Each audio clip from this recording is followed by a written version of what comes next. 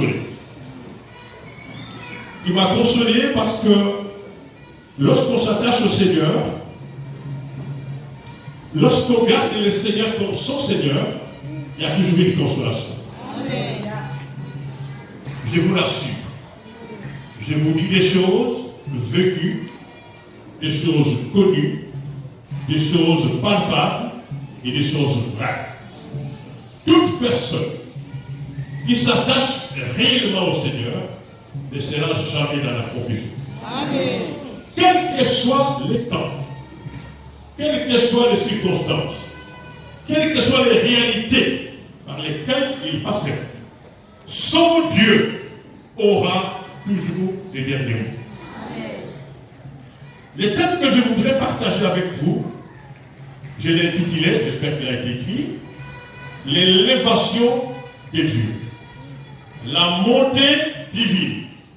En d'autres termes, les réalités qui entourent la manière dont Dieu peut élever quelqu'un.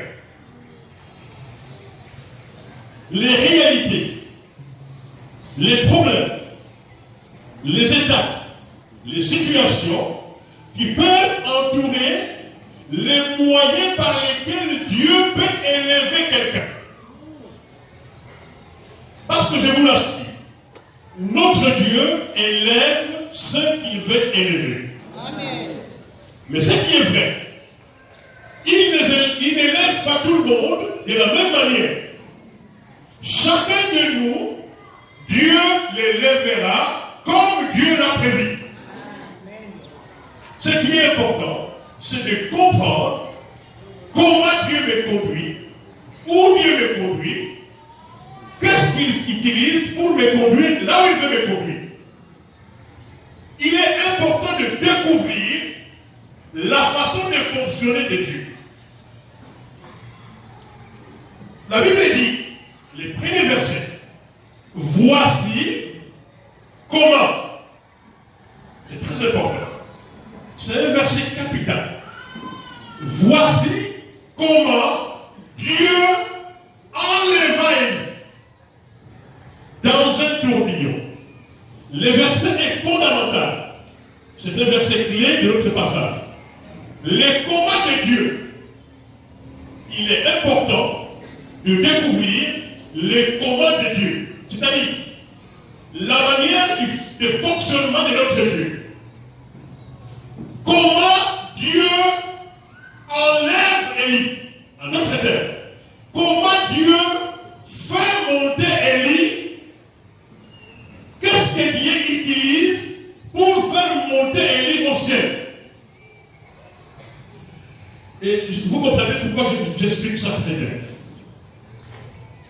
Parce que il faut comprendre qu'il n'y a personne qui peut élever l'autre si Dieu ne l'élève pas. Amen.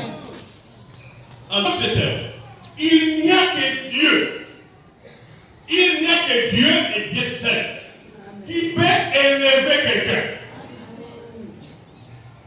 Nos relations, nos diplômes, nos savoir-faire ne peuvent pas élever quelqu'un. Quelqu'un me comprend? Amen. On peut avoir autant de relations. On peut avoir autant de moyens financiers. Mais si Dieu ne permet pas que tu sois élevé, tu ne t'élèveras jamais. Amen. On peut avoir autant de diplômes. On peut avoir fait autant de doctorats. Mais si Dieu ne permet pas que tu sois élevé, tu ne t'élèveras jamais. C'est comme ça qu'il est intéressant, il est important, enfin, en tant qu'enfant de Dieu, que nous puissions comprendre par quel moyen Dieu veut-il m'élever. Et la Bible dit, dans les cas d'Élie, Dieu les fait monter à travers quelque chose qui n'est pas, en principe, ne devait pas faire monter quelqu'un. Dieu élève Élie par un tourbillon. Le tourbillon, c'est un lieu qui est hostile à l'homme. C'est un lieu qui est dangereux. Les tourbillons, ceux qui connaissent un peu l'eau, c'est une cavité C'est un vide créé par les vents. Et quand vous êtes dans un tourbillon, il ne vous permet pas d'avancer. Les tourbillons vous gardent dans un endroit où vous n'avez pas la facilité d'avancer. Logiquement, les tourbillons ne peuvent pas permettre à quelqu'un d'aller plus loin. Quelqu'un me comprend? Mais Dieu, écoutez-moi, Dieu peut utiliser les moments, les lieux défavorables à l'homme pour faire monter celui qui fait faire monter. Amen. Je répète, peut-être que je ne comprends pas. Dieu peut permettre dans ta vie des situations défavorables, mais il peut s'en servir pour vous faire monter là où il veut faire arriver. Amen. Là où tout le monde trouve que là c'est impossible.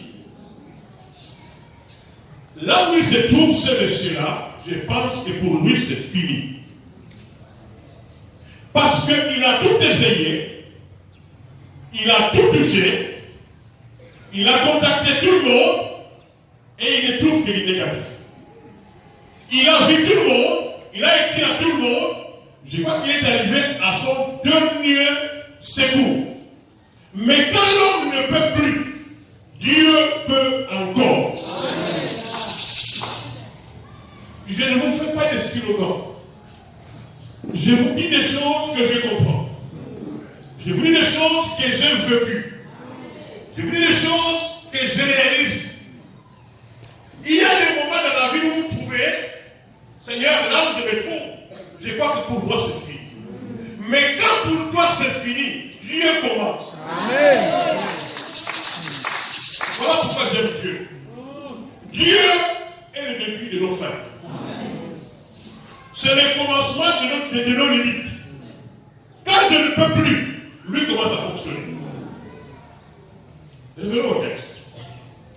La Bible dit, un jour, il parle à Élie. Il était prophète. Élie avait plusieurs sites qu'il allait visiter. Il y avait le groupe des prophètes. Mais Élie avait aussi son disciple. Il s'appelait Élisée. Il dit à Élisée, Élisée, Dieu me parle à moi. C'est pas à toi. C'est à moi qu'il me parle.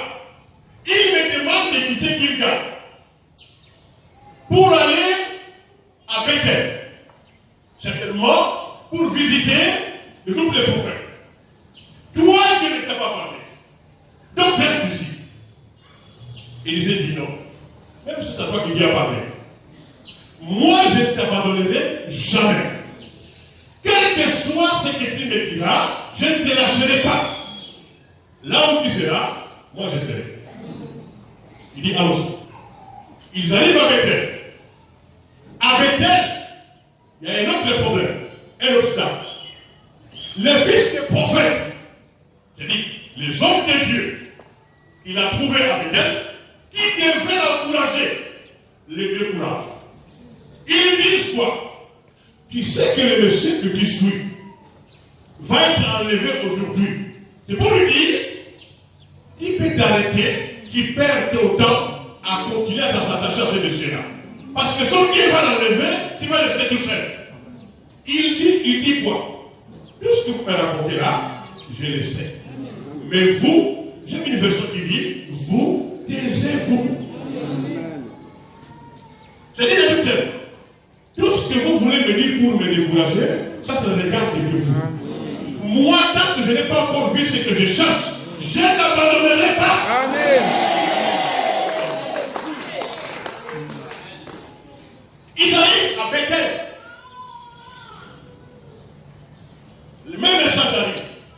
Dieu parle à Élie.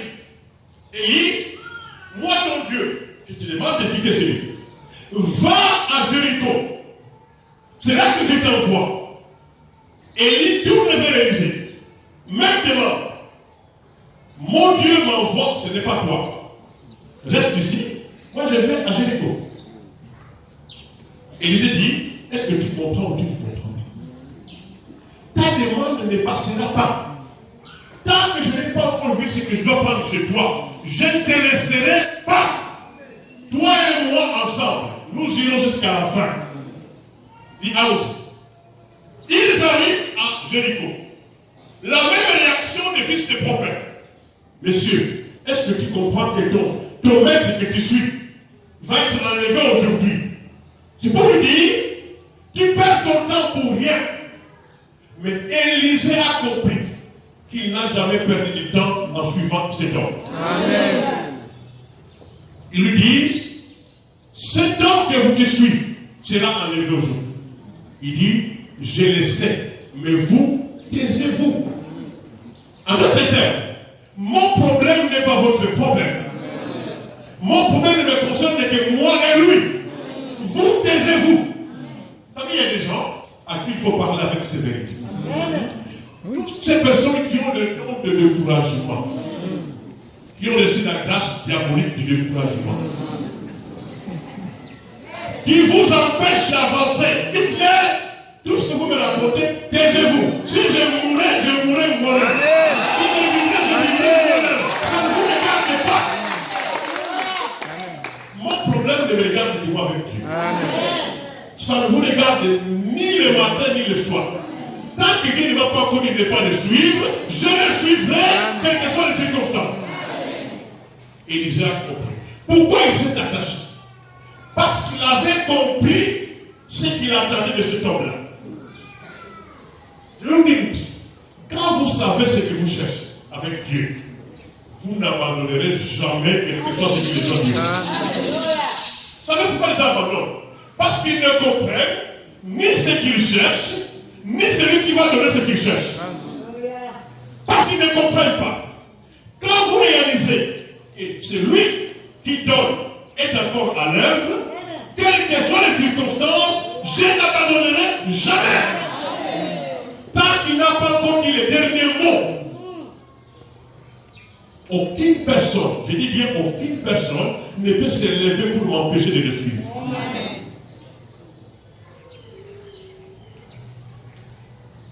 Ce n'est pas fini. Parce que vous savez, dans la vie, vous pouvez résoudre un problème, les diables en main et d'autres. Vous pouvez gagner une victoire, il y a une bataille qui arrive. La vie des enfants de Dieu, c'est une vie de victoire-bataille. Victoire-bataille, jusqu'à la victoire finale qui Dieu va nous donner. Dans la réussite d'aujourd'hui, ton succès d'aujourd'hui n'est qu'un début de bataille. Mais tant que tu sais que ma bataille est une prochaine victoire, je n'abandonnerai jamais.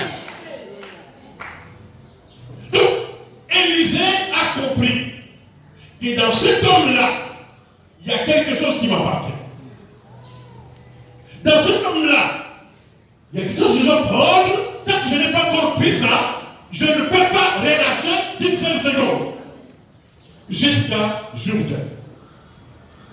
Et à Jourdain, quand il traverse, c'est là qu'il se trouve maintenant sa solution. Il traverse le Jourdain. Et là, la question arrive. Élie tourne vers Élisée pour lui dire, j'ai compris que tu es un homme attaché. J'ai compris que tu es un homme qui ne lâche pas. Maintenant, demande-moi tout ce que tu veux que je fasse pour toi. Il dit, voilà ce que je veux. Là, au moins, tu peux me demander de rester, parce que ce que je voulais, je l'ai reçu. Je veux dire à quelqu'un, ne lâche pas jusqu'à ta solution. Amen. Ne lâche jamais. Même quand tu sens que tout est perdu, ne lâche jamais. Car quand la perte s'approche, la victoire est à côté de toi. Amen. Quand tu sens que maintenant c'est fini, tu n'es pas loin de ta victoire. Demande-moi tout ce que tu veux. Alors il dit, voilà ce que je cherchais. Donne-moi. Et lui, il s'est demandé. Donne-moi une double part. Donc il prend une part, il part en réserve. Parce qu'il ne sait pas ce qui va arriver après. Donne-moi une double part de ton esprit prophétique.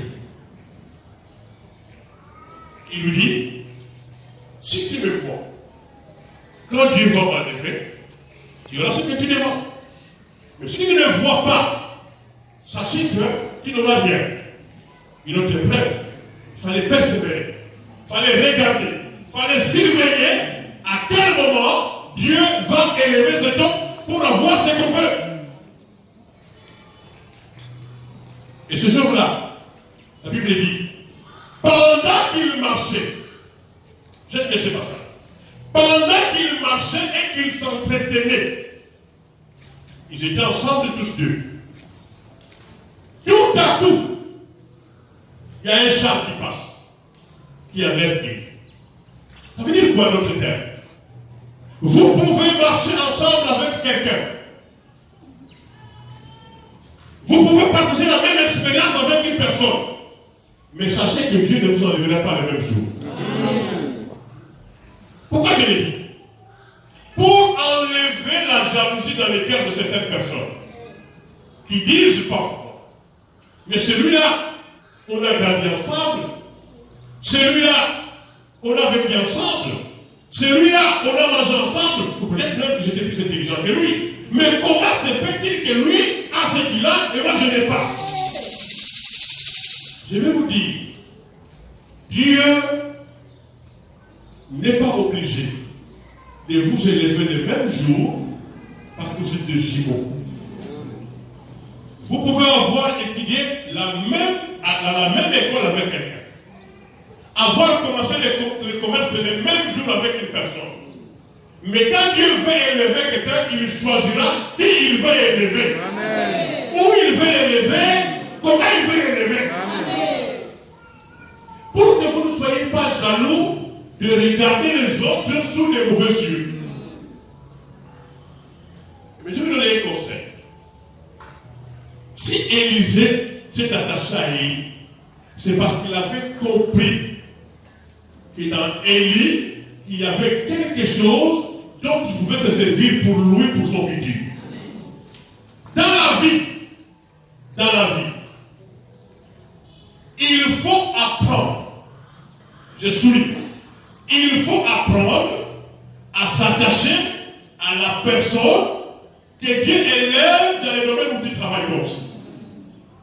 Au lieu de les critiquer, plutôt approchez-vous de lui pour voir comment Dieu l'a béni et comment il a fait pour être béni, pour tirer de lui des leçons. Au lieu de les critiquer, approchez-vous de lui pour voir qu'est-ce qu'il a fait pour être élevé. Parce que dans chaque personne qui vient de notre côté, il y a une leçon à prendre. Chaque personne que Dieu met à notre côté, Dieu la met pour nous pour une leçon. Qu'est-ce que nous faisons nous? Vous voyez celui-là?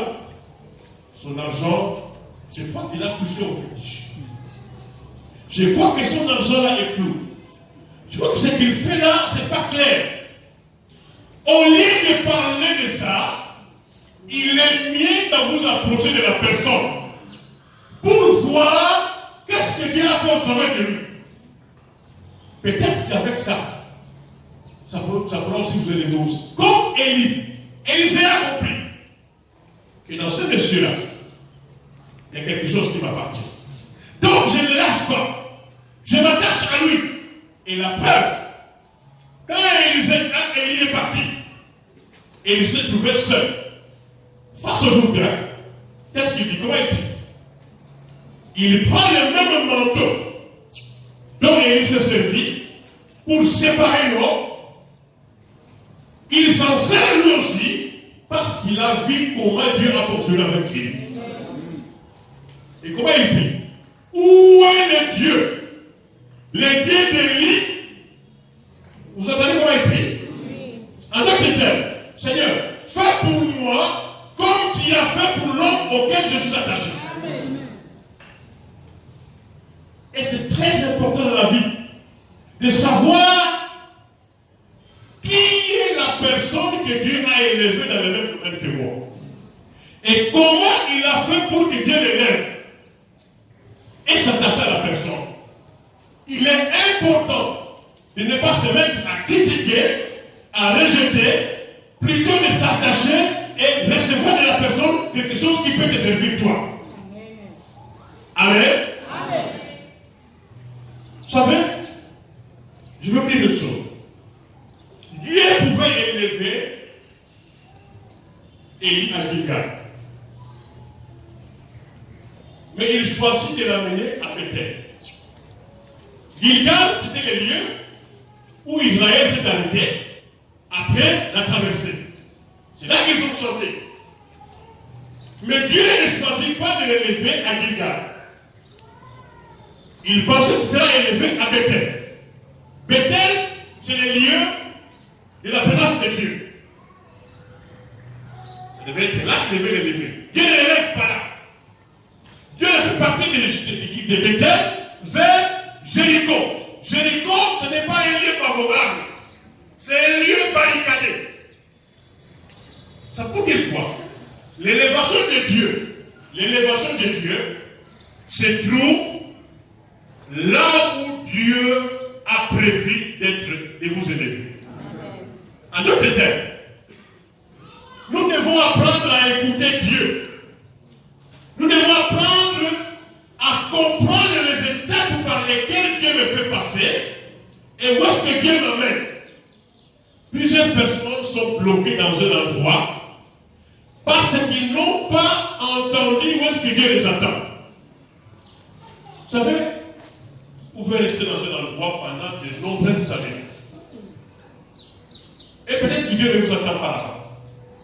Si vous êtes dans un endroit où Dieu ne vous attend pas, vous mangerez, vous boirez, vous vivrez, mais vous ne prendrez pas ce que Dieu a prévu que vous puissiez prendre. Quelqu'un me comprend? Amen. Il est donc fondamental pour un enfant de Dieu de demander à son Dieu, Seigneur, est-ce que là où je suis au bon endroit? Est-ce que je suis là où tu m'attends? On a vu des personnes qui ont été dans un endroit et tout marchait. Quand ils ont quitté, tout ne marchait plus. Et vice versa. Ils étaient dans un endroit où tout ne marchait pas. Quand ils avaient changé de milliers, et Dieu a tout ouvert. Parce que Dieu fonctionne à sa manière. Il ne fonctionne pas à notre manière. Dieu a un endroit où il nous attend pour nous bénir. C'est à nous de comprendre, Seigneur, où m'amènes-tu? Où m'attends-tu? Où veux-tu me voir? Quand on n'est pas à l'endroit où Dieu vous attend, vous ferez tout ce que vous ferez, vous n'aurez pas ce que Dieu veut vous donner. Là, je ne vous dis pas que vous êtes de mauvais endroits, mais je veux demander à quelqu'un de voir avec Dieu s'il se trouve là où Dieu l'attend. Notre problème, c'est quoi? Il nous arrive de nous attacher à un lieu. Nous attachons à un lieu parce que nous pensons que c'est là que Dieu nous attend. J'ai toujours conseillé certains fidèles qui s'accrochent à un des pasteurs qui était chez eux peut-être. Non, on vous a invité, ne partez pas. Parce que nous aimons, parce que c'est pas que nous trouvons le meilleur, c'est parce que nous dépendons en charge. Ça, c'est la façon de voir des hommes. Mais si l'homme de Dieu comprend son appel, s'il comprend que c'est Dieu qui le conduit, il ne sera pas manipulé par les dires des hommes. Parce que la bénédiction, je vais le répéter, la bénédiction ce n'est pas l'endroit, mais c'est aussi la personne lui-même. La bénédiction, c'est accompagner la personne que Dieu envoie. La preuve, chaque fois que Joseph entrait dans un endroit, l'endroit changeait de situation. C'est pour dire, quand Dieu t'envoie et que tu comprends que c'est lui qui te parle, vas-y. Même si là où il t'envoie, c'est la bataille, il trouvera une occasion pour te faire sortir et donner la victoire. Amen. On a pleuré les gens, mais bon, pasteur, là on t'envoie, c'est fini. C'est même pas ce qui mangera. Mon frère, là où on t'a invité, il n'y a rien. Là où on t'a placé, il n'y a rien. Tout le monde fouille là-bas. Mais les gens, quand ils fouillent, parce qu'ils ne sont pas accompagnés de Dieu. Mais quand c'est Dieu qui t'emmène, quand c'est Dieu qui te conduit, quand c'est Dieu qui te révèle là où tu dois être, même s'il y a la sécheresse, Dieu enverra les corbeaux pour te tuer. Le plus important, c'est quoi? C'est savoir écouter Dieu. Savoir comprendre, à l'état où je suis, Dieu me veut ici. Et quand Dieu dit, pars d'ici, lève-toi et quitte là. On a vu des gens nous témoigner, pasteur, je bénis le Seigneur. Parce que c'est le véhicule là que je voulais prendre pour aller à moi. Et je suis descendu, il y a eu un accident. Il faut apprendre à écouter Dieu. Quand tu écoutes Dieu, tu commettras moins d'erreurs avec Dieu. Écoutez Dieu en tout, dans les décisions de la vie. Il faut savoir écouter Dieu avant de décider. Écoutez moins les hommes, écoutez plus Dieu. Car la vraie orientation, c'est Dieu qui la donne. Ce ne sont même pas tes cousins, même pas ton conseil pastoral. Mais la vraie orientation, c'est Dieu qui la donne. Quand Dieu donne l'orientation la meilleure, même si tout le monde refuse, suis l'orientation de Dieu. Car à la fin, au final, il y a la récompense de Dieu. Beaucoup de gens ont refusé d'aller dans un endroit. Donc je ne peux pas partir là. Là, il n'y a pas de vie. Là, il n'y a rien. Là, c'est sec. Et les gens fuient là-bas. Quand les gens fuient, il faut avoir avec Dieu. Les gens qui ont fui hier vont envoyer cet endroit-là. Ils vont se dire, c'est lui-là qui mort, il a touché au gris. Mais le vrai gris, c'est Dieu qui le donne. Amen. Parce que la vraie richesse, les vraies récompenses, c'est Dieu qui le donne. Élie a obéi selon les étapes de Dieu. Il est arrivé au Jourdain. Et là, au Jourdain, à cause de son obéissance, Dieu l'a élevé. Mais il l'a élevé comment? Au travers des tourbillons.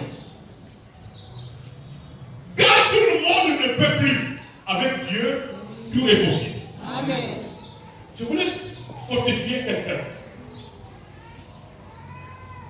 Que l'état dans laquelle tu te trouves aujourd'hui n'est qu'une école de Dieu. Amen. La situation que tu traverses, qui ne marche peut-être pas, qui ne bouge peut-être pas, sachez que ce n'est qu'une école de Dieu. Attache-toi à ce Dieu-là. Écoute ce Dieu-là. Parce qu'au final, il y a une élévation qui est devant toi. Il n'y a aucune élévation. Il n'y a aucune élévation sans combat. Retenez ceci. Il n'y a aucune montée divine sans combat. Même le Seigneur que nous adorons aujourd'hui, pour qui nous avons des vestes aujourd'hui, nous-mêmes ne l'avons pas, il est passé par la croix. Il fallait une croix. Il fallait supporter la croix pour qu'aujourd'hui, nous puissions être en train de l'adorer. Il n'y a aucune élévation, je le souligne. Il n'y a aucune élévation sans passer par l'école de Dieu. Et l'école de Dieu, il faut comprendre les étapes de Dieu. Je vais conseiller quelqu'un. Ne vous découragez jamais dans la vie. Ne relâchez jamais dans la vie.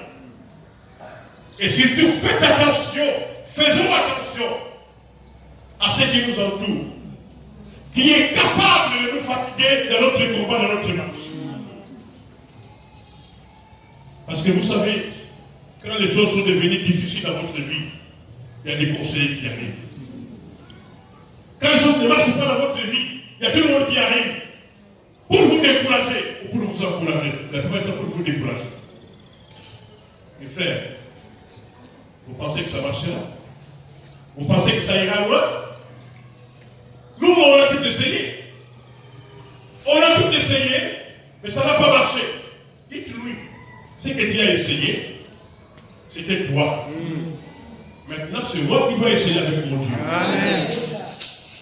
Là où les gens vont échouer, il dit que moi j'échouerai. Là, je ne vais pas dire à quelqu'un que c'est facile. L'école de Dieu n'est jamais simple. Dans l'école de Dieu, on peut pleurer. Dans l'école de Dieu, on peut souffrir. Dans l'école de Dieu, on peut être rejeté. Dans l'école de Dieu, on peut être humilié. Mais après l'humiliation, après le rejet, quand on s'attache, il y a un truc au final, il y a quelque chose qui va apporter l'adoration.